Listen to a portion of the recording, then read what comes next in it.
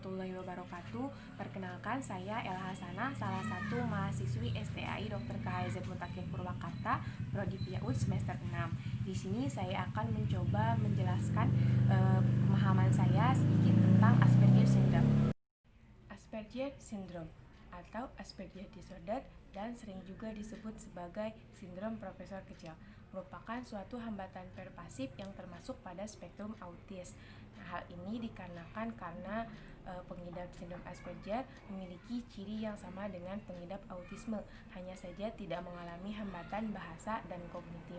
Mungkin hal tersebut pula yang menjadikan sindrom Asperger disebut sebagai autisme ringan. Penyebab sindrom ini adalah kelainan struktur otak atau brain anomaly, namun juga dapat disebabkan oleh faktor genetik. Anak dengan sindrom Asperger seringkali memiliki tingkat kecerdasan pada tahap rata-rata hingga di atas rata-rata.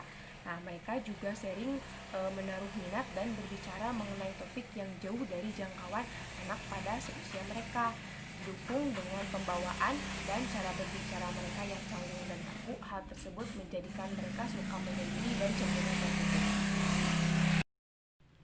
Gejala sindrom ini yakni anak seringkali merasa khawatir, kecanggungan dalam bersosialisasi, menarik diri, lalu kepekaan yang berlebihan, misalnya pada suara keras dan cahaya terang, serta memiliki pola minat dan aktivitas yang berulang-ulang. Sedangkan Organization for Autism Research mendeskripsikan ciri-ciri sindrom Asperger, yaitu mereka memiliki kemampuan untuk bersosialisasi yang kurang, mengalami defisit komunikasi verbal dan nonverbal, juga mengalami defisit kognitif. Di awal disebutkan bahwa Asperger Syndrome disebut sebagai autisme ringan karena memiliki ciri-ciri yang sama dengan pengidap autisme, hanya saja tidak mengalami hambatan bahasa dan kognitif. Namun sebenarnya pengidap Asperger Syndrome juga mengalami hambatan komunikasi atau bahasa dengan kognitif.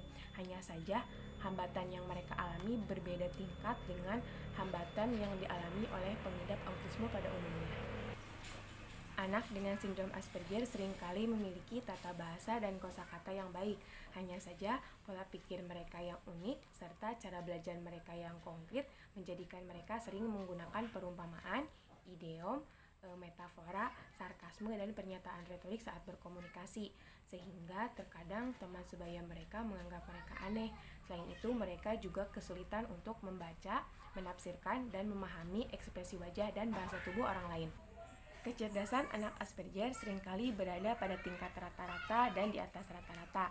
Hanya saja pola pikir mereka yang unik, serta gaya belajar dan cara pemahaman mereka yang berbeda, juga minat mereka yang cenderung sempit menjadi hambatan kognitif bagi mereka.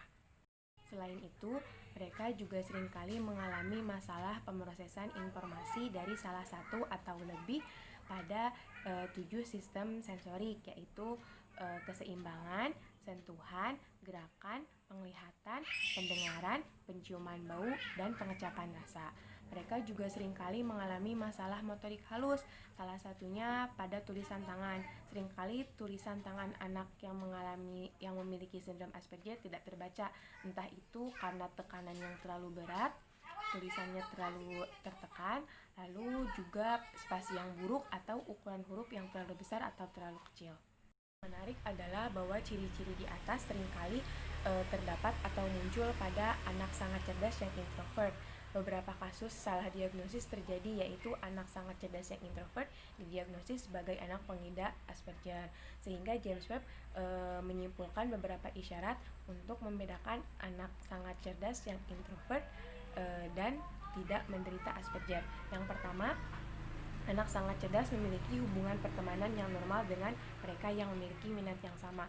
Sedangkan anak Asperger walau memiliki minat sama, mereka masih memiliki hubungan sosial yang kurang baik. Selanjutnya, mereka bisa menunjukkan simpati dan empati, yang mana hal tersebut cukup sulit untuk anak yang menderita Asperger.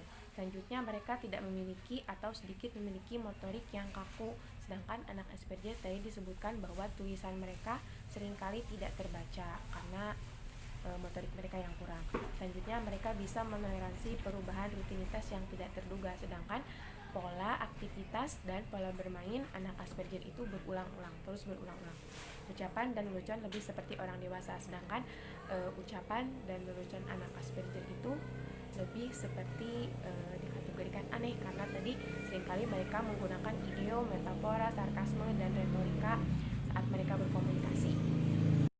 Adapun langkah-langkah yang dapat kita lakukan dalam menghadapi anak Asperger adalah yang pertama, mengedukasi diri kita sendiri tentang mereka. Mereka berbeda, tetapi untuk membantu mereka, pertama kita sendiri yang harus mengetahui dan memahami tentang mereka. Seperti juga bekerja sama dengan orang tua dan orang terdekat di sekitar mereka.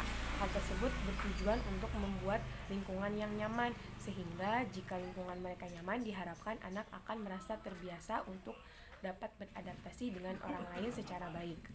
Selanjutnya, memberikan pengertian pada teman sebaya dan membantu mereka bersosialisasi.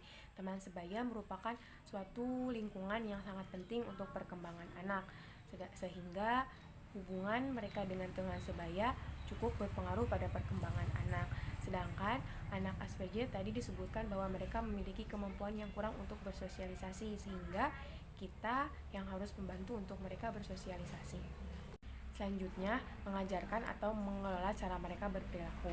Anak dengan sindrom Asperger tidak belajar dengan cara mengamati dan melakukan seperti anak pada umumnya. Mereka harus diberi pembelajaran yang khusus.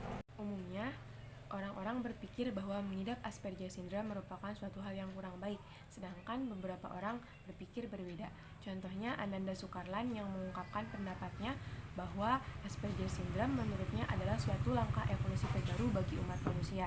Sedangkan Michael Fitzgerald mengungkapkan menurutnya bahwa proses evolusi manusia didukung oleh orang-orang dari spektrum autisme, terutama dari sindrom Asperger. Sekian pemaparan yang dapat saya sampaikan. Kurang lebihnya saya mohon maaf, mudah-mudahan bermanfaat. Wassalamualaikum warahmatullahi taala wabarakatuh.